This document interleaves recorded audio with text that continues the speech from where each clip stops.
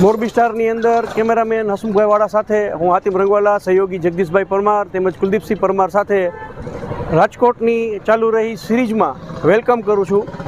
અત્યારે દોસ્તો